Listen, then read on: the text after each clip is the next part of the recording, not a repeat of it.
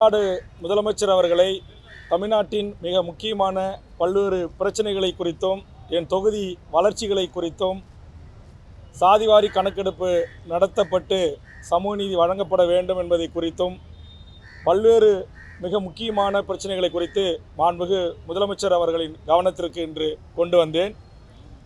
குறிப்பாக கடலூர் மாவட்டம் என்எல்சி நிறுவனத்திற்காக நிலம் எடுப்பதற்காக வானராயபுரம், தென்குத்து புதுநகர் உள்ளிட்ட 5000 மக்கள் தொடர்ச்சியாக அங்கு போராடி வருகிறார்கள். அவர்கள் 20 ஆண்டுகளுக்கு முன்பாக 3-1A நோட்டீஸ் வழங்கப்பட்டு அவருடைய நிலங்கள் அவருடைய வாரிசுகளுக்கு பாகப்பிரிவினை செய்து தருவதற்கோ பட்டா மாற்றம் செய்வதற்கோ அனுமதி இல்லை அந்த மாவட்டத்தில். ஆதலால் அந்த நிலத்தின் உரிமையாளர்களுடைய பிள்ளை செல்வங்கள் இன்றைக்கு திருமணமாகி கணவன் மனைவி பிள்ளைகளோடு தனியாக வாழ்கிறார்கள்.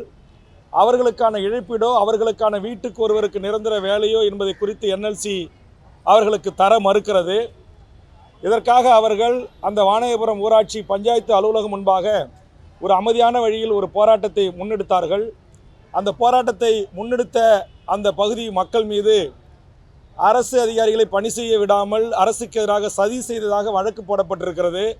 அந்த வழக்கு ரத்து செய்யப்பட வேண்டும் என்றும், நான் அந்த போராட்டத்தில் கலந்து கொள்கிறேன் என்ற உடனே காவல்துறை அதிகாரிகள் அதற்கு முன்பாக ஆண்ட கட்சி, ஆண்டு கொண்டிருக்கிற கட்சி, இதர தமிழ்நாட்டில் இருக்கிற அரசியல் கட்சிகள் எல்லாம் போய் அந்த போராட்டத்தை ஆதரித்து பேசுவதற்கு அனுமதித்த சட்ட ஒழுங்கு காவல்துறை நான் போவதற்கு முன்பாக அந்த பந்தலை பிரித்து அந்த மைக்கை பிடுங்கி அந்த பெண்களை மிக கேவலமாக அவர்களை நடத்தியிருக்கிறார்கள். அதை கண்டித்தேன். அதற்காக என் கட்சிக்காரர்கள் மீது 12 பேர் மீது உண்மைக்கு மாறான பொய்யான வழக்கை போட்டிருக்கிறார்கள். அதை முதலமைச்சருடன் பேசியிருக்கிறேன். அதே மாதிரி தமிழ்நாட்டுடைய மிக முக்கியமான பிரச்சனையாக கடந்த ஒரு 3-4 தினங்களுக்கு முன்பாக கடலூர் மாவட்டம் மலைகிராமம் என்று சொல்லக்கூடிய மலையடிக்குப்பம் உள்ளிட்ட பகுதியில் 200 ஆண்டுகளாக மக்கள் வாழ்ந்து வருகிற மலையடிக்குப்பம் கிராமத்தில் இருக்கிற முந்திரி காடுகளை, வாழை மரங்களை, இயற்கை விவசாய நிலங்களை திடீரென்று வருவாய்த்துறை அதிகாரிகளும் காவல்துறை அதிகாரிகளும் 1000க்கும் மேற்பட்டவர்கள் குவிக்கப்பட்டு அந்த விவசாய நிலங்களை அழித்து அங்கு ஏதோ ஒரு தொழிற்சாலை வருவதாக ஒரு புரளி கிளம்பி மக்கள் மிகப்பெரிய ஒரு அதிர்ச்சியில் இருக்கிறார்கள். அங்கு காவல்துறை பொதுமக்களை கையாண்ட விதம் கண்டனத்துக்குரியது என்று தெரிவித்திருந்தேன். இதுபோன்று நான் அந்த மாவட்டத்துடைய ஒரு எம்எல்ஏ, எனக்கும் தகவல் சொல்லாமல் இதுபோன்ற நடவடிக்கைகளை மேற்கொண்டிருக்கிறார்கள். முதல்வர் அவர்களே, இதையெல்லாம் நீங்கள் கவனத்தில் கொண்டு அங்கு தொழிற்சாலைகளுக்காக கையகப்படுத்தப்பட்ட பல்வேறு டேனெக்ஸ் என்கிற ஒரு நிறுவனம் 150 ஏக்கர் பஞ்சம் நிலத்தை கையகப்படுத்தி ரியல் எஸ்டேட்டாக மாற்றுறான். அதேமாதிரி வடலூர் நெய்சர் என்கிற ஒரு பீங்கான் தொழிற்சாலை கம்பெனியை மூடிவிட்டு ரியல் எஸ்டேட்டாக மாற்றுறான். நீங்கள் வள்ளலாருக்கு நீங்கள் அங்கே சிறப்பு செய்யணுன்னா அந்த இடத்த கையகப்படுத்தி அங்கே நீங்கள் செய்யலாம். அதை விட்டு வள்ளலார் பெருவழி என்று அங்கே இருக்கிற மரங்களை வெட்டி அங்கே வள்ளலாருக்கு பெருவழி அமைக்கிறோன்ற சொல்வதில் நீங்கள் மறுபரிசீலனை செய்யணுன்ற அந்த கருத்தை சொல்லியிருக்கிறேன். அதே மாதிரி தொழிற்சாலை தொடங்கப்பட்டதனுடைய நோக்கம் தொழிலாளர்களுக்கு வேலை கொடுப்பது. அதை மூடிட்டு ரியல் எஸ்டேட் செய்வதற்கு அல்ல. அதனால் அந்த ரியல் எஸ்டேட் நிலங்களை ரியல் எஸ்டேட் அனுமதிக்கக்கூடாது. அந்த நிலங்களை கைப்பற்றி நீங்கள் நான் கேட்குற வேளாண்மை கல்லூரியோ அல்லது பொறியியல் கல்லூரியோ என் தொகுதியில் நீங்கள் உருவாக்கி தரணும் அப்படின்ற வேண்டுகோளை முன்வைத்திருக்கிறேன். பஞ்சம் நிலங்களையோ தொழிற்சாலைக்கு பயன்பாட்டில் இருந்த நிலங்களையோ ரியல் எஸ்டேட் தொழிலாக மாற்றுவதற்கு தடை விதிக்க வேண்டும் என்று கேட்டிருக்கிறேன். அதே மாதிரி உங்களுக்கு தெரியும், நேற்றுலாம் ஒரு தலைப்புச் செய்தி, வைகோவின் உதவியாளர் பிரசாந்த் கைது என்று. அது தவறான தகவல். இங்கே ஈழத்தமிழர்கள் அரசியல் ரீதியான சில லாபிகளை செய்தவர்கள் கைது செய்யப்பட்டிருக்கிறார்கள். அது ஒன்றிய அரசினுடைய அழுத்தத்திற்கு அல்லது ஒன்றிய அரசினுடைய IB, RAW போன்ற அழுத்தத்திற்கு அது நடந்தேறிப்பதாக நான் அறிகிறேன். அது குறித்து முதலமைச்சரிடம் விரிவாக நான் பேசினேன். இங்கே படகுல போர் நடக்கும்போது படகுல வந்தவங்க, அதேமாதிரி விமானத்தில் வந்தவங்க பாஸ்போர்ட்டு எக்ஸ்பைரி ஆகி இங்கே வாழ்கிறாங்க. அதுமாரி பல ஆயிரம் பேர் இங்கே வாழ்கிறாங்க. அவர்களை எல்லாம் கைது செய்தோன்னா நம்ம தமிழ்நாடு சிறையே பத்தாது. அவர்கள் தஞ்சம் தேடி அகதிகளாக இந்த மண்ணில் வந்தவங்க. இதேமாரி கடந்த அதிமுக ஆட்சியில் இருந்தவர்களை கைது செய்த போது நான் அம்மையார் ஜெயலலிதா அவர்களை சந்தித்த போது இந்த பிரச்சனையை நான் எடுத்து கூறினேன். உடனே DGP ராமானுஜம் அவர்களை அழைத்து, ஞானசேகரன் தலைமைச் செயலாளர்களை அழைத்து, வேல்முருகன் சொல்வதில் நியாயம் இருக்கிறது, அதனால் கீழ்பிரிவு அதிகாரிகளோ சட்ட ஒழுங்கு அதிகாரிகளோ இதுபோன்று இருக்கிறவர்களை நீங்கள் தயவு செய்து கைது செய்யக்கூடாது, அவர்கள் விரும்புகிற நாடுகளுக்கு செல்வதற்கு அனுமதிக்க வேண்டும் என்று சொல்லி பல பேரை அவர்கள் அனுமதித்தார்கள்.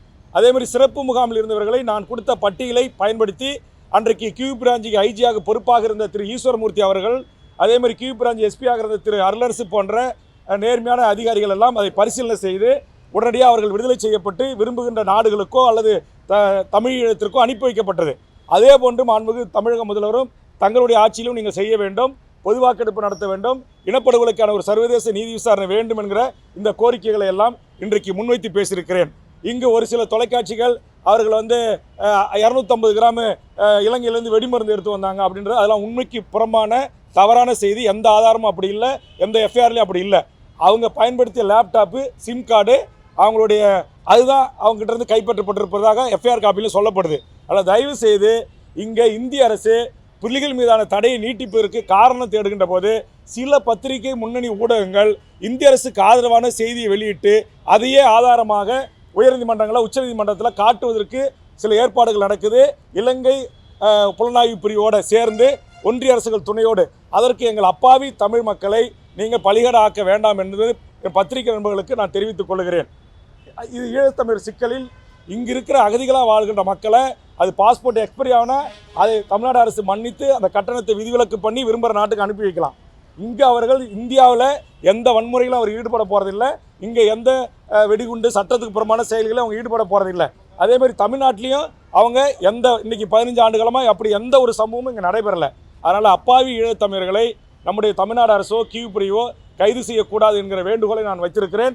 அதுபோன்று கைது செய்யப்பட்டவர்களை சிறப்பு முகாமில் அடைக்கக்கூடாது என்ற வேண்டுகோளை வைத்திருக்கிறேன். அவர்களை ஒன்றிய அரசிடமோ இலங்கை அரசிடமோ ஒப்படைக்கக்கூடாது. அப்படி ஒப்படைத்தால் அவர்களெல்லாம் முன்னாள் போராளிகள் என்று சொல்லி அவர்களை இலங்கை அரசும் கொள்வதற்கான வாய்ப்புகள் இருக்கிறது.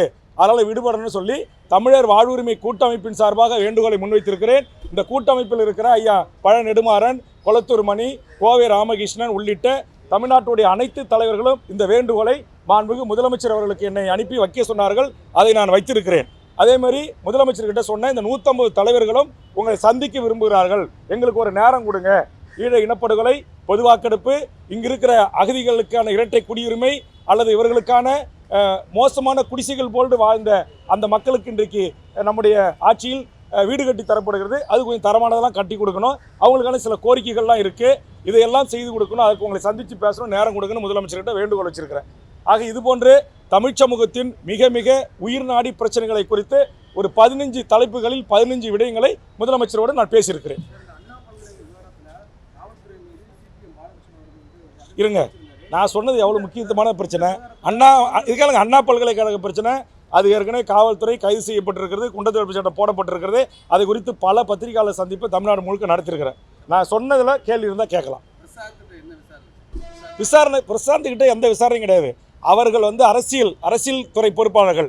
அவர்கள் இங்கே முன்னாள் முதலமைச்சராக இருந்த எடப்பாடியை சந்திச்சிருக்காங்க, திமுகவுடைய நாடாளுமன்ற உறுப்பினர் சந்திச்சிருக்காங்க, தமிழ்நாட்டில் இருந்த எல்லா அரசியல் கட்சி தலைவர்களையும் சந்திச்சிருக்காங்க. அவங்க தலைமுறை வாழ்க்கை வாழக்கூடியவர் அல்ல.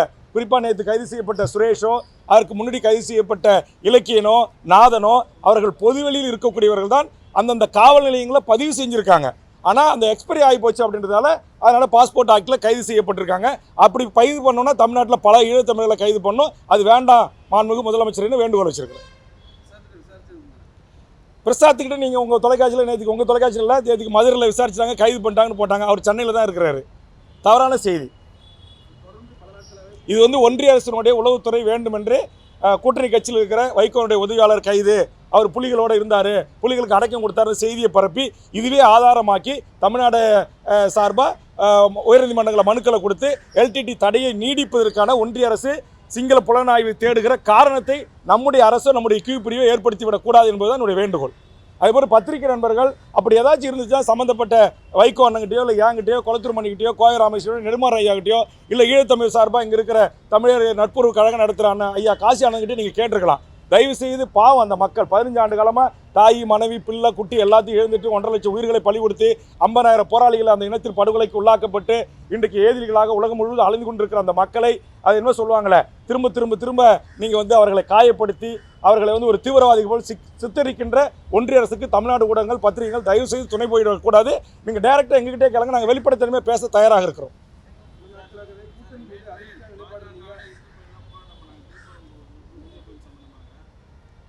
அங்கே ஏற்கனவே என்ன நடைமுறை பின்பற்றப்பட்டதோ திருப்பரங்குன்றத்தில் முருகன் தமிழ் கடவுள் அங்கு தான் இருக்கிறார். அங்கு அவர்கள் வழிபடுவதற்கோ பக்தர்கள் செல்வதற்கோ எந்த தடையும் கூடாது. அதே மாதிரி அங்கே மசூதியோ பள்ளிவாசலோ ஏற்கனவே கடந்த இத்தனை ஆண்டு காலம் தமிழர் மரபு வழியாக எப்படி அங்கே கடைபிடிக்கப்பட்டதோ அவர்கள் எந்த உரிமையை அவர்கள் அனுபவித்து வந்தார்களோ அந்த உரிமைகளை அனுபவிக்க வேண்டும். இருதரப்பு மக்களும் ஒரு தரப்பு மக்களை அனுமதித்து இன்னொரு தரப்பு மக்களை தடுப்பதோ கூடாது என்பதுதான் என்னுடைய பார்வை.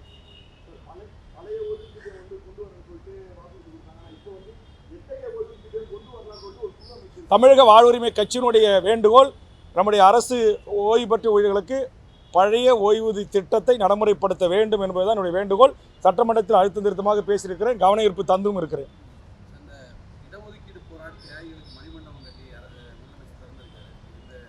அதை இந்த இடஒதுக்கீடு போராளிகளுக்கு மணிமண்டபம் அமைக்கப்பட வேண்டும் என்று சட்டமன்றத்தில் கோரிக்கை வச்சு நான் தான் வலியுறுத்தி பேசினேன். முதலமைச்சர் எழுந்து அமைக்கப்படும் என்றார். அப்படி அமைத்து தந்திருக்கிறார், அதற்காக நன்றி. அதே மாதிரி கோவிந்தசாமி படையாட்சி அவர்களுக்கு மணிமண்டபம் அமைக்க வேண்டும் என்ற கோரிக்கை சட்டமன்றத்தில் நான் தான் வச்சேன். அதையும் அமைத்து திறந்து வைத்திருக்கிறார். அதற்கும் இந்த நேரத்தில் மாண்புமிகு தமிழக முதலமைச்சருக்கும் தமிழக அரசுக்கும் நன்றி சொல்கிறேன்.